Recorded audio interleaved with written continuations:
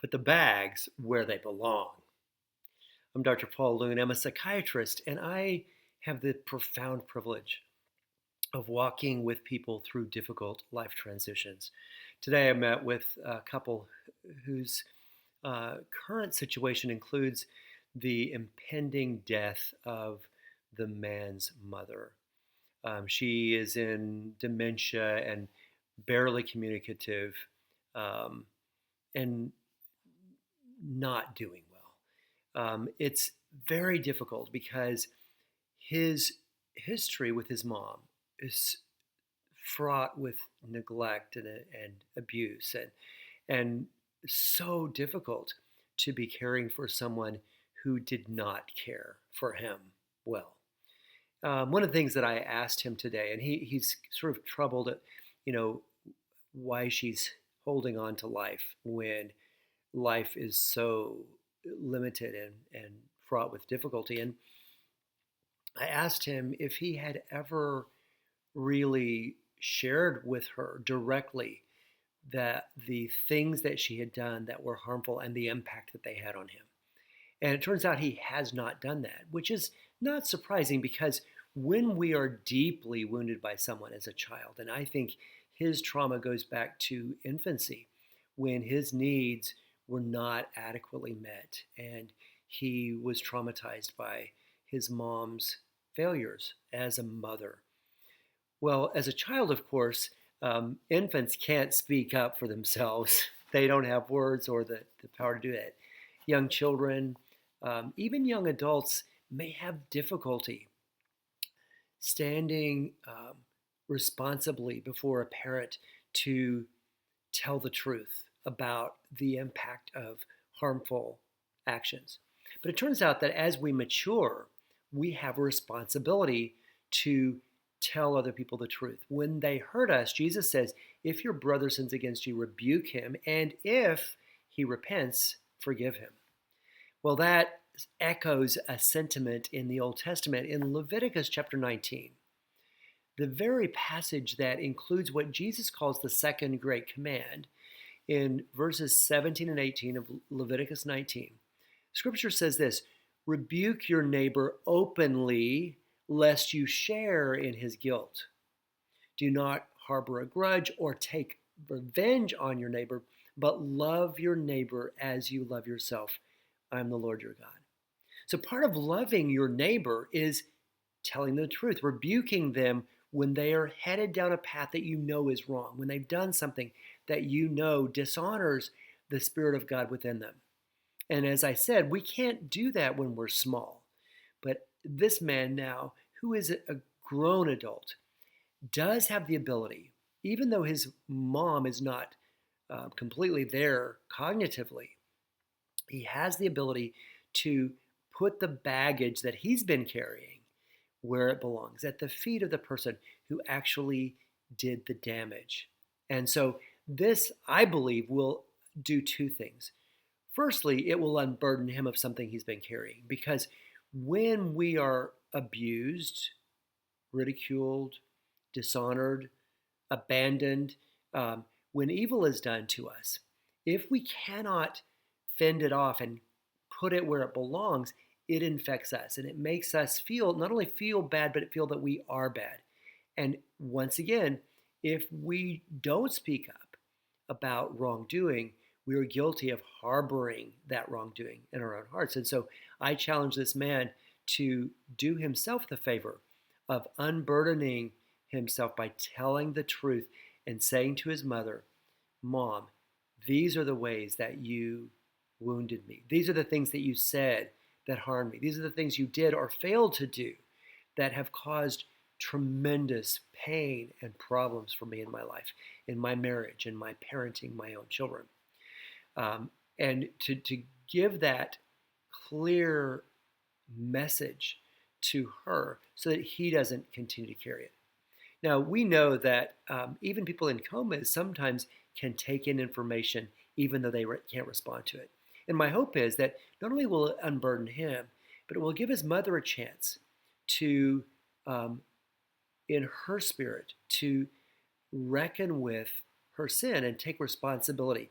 Because, as I shared with him, Jesus promises that on that day, that great day of judgment, that everything that is hidden will be disclosed. Whatever is whispered will be shouted from the rooftops. There is nothing that is covered over that will not be disclosed. And so he does his mom a great service by bringing these things into the light now and potentially giving her the opportunity in her heart to take responsibility and to receive the forgiveness that is available if she wants it. He's made a decision to forgive her, but we cannot release forgiveness to someone who doesn't um, feel that they need it. In other words, every human on the planet is promised by the cross that forgiveness is available for those who want it. However, there's a catch. You have to recognize that you need it and ask for it in order to receive it. But it's there. His mother can receive forgiveness, but she needs to acknowledge it. Now, once again, it would be a miracle if she was able to be cognitively present enough to have a thoughtful and appropriate response to what he's going to share with her. But my prayer, my hope is that she will be able to uh, take responsibility for that, and even knowing one of the beautiful things about someone reading our mail and bringing all of the dirt into the light is that we can finally feel loved and accepted in the face of our brokenness. Jesus did this with the woman at the well when he read her mail. In fact, when she went into the town, she says, "Come meet a man who told me everything I've ever done." And he talked to her about her brokenness and her 5 failed marriages and living with someone, and her being a Samaritan. There are many things that in their conversation Jesus brought to light, not so that he could beat her up about it. And my friend that's going to be talking to his mom is not intending to beat her up about it, but to let her be seen, good, bad, and ugly, and to feel the warmth of his presence and the power of forgiveness when responsibility is claimed. So, of course, my prayer for all of you that are listening to this, that if you have been wounded, abandoned, rejected, neglected, abused, that if you have the access to the person who was the perpetrator, who was the person who did the harm, that you would do your best to reach out to them with a letter, a phone call, or a face-to-face conversation where you put the baggage back where it belongs. Don't carry something that does not belong to you. Please do yourself the favor. My wife and I enjoy the show This Is Us, and it's an old one now, but there's one particular episode in which Kate, one of the triplets, feels compelled to go back to a person that she was in a relationship with as a teenager, in which she was treated abusively. And she goes back and she speaks to this man, telling him the truth in no uncertain terms. And sadly, the guy is still derelict. He's still a ne'er-do-well. He doesn't receive it well. But Kate gets back in the car where her husband is waiting for her, and she expresses her sense of release and relief. She's done what she needs to do. She can wash her hands of the situation. She can shake the dust off of her own feet and go her way without carrying the baggage of that destructive force, that destructive relationship in her life. So once again, we have an obligation to ourselves, to God, and to another person to speak the truth, to tell the truth about what happened, to do it in the best way possible, to do it from a place of peace where we have no expectation or need from the other person. It's even possible that when you confront someone or confess what happened to someone, that they will deny that it even happened. I've worked with people where that happened, but amazingly, even if the person denies any responsibility or says it never happened, there's still power in telling the truth and putting the bags at the feet of the person to whom they belong. They may or may not pick them up. That's between them and God.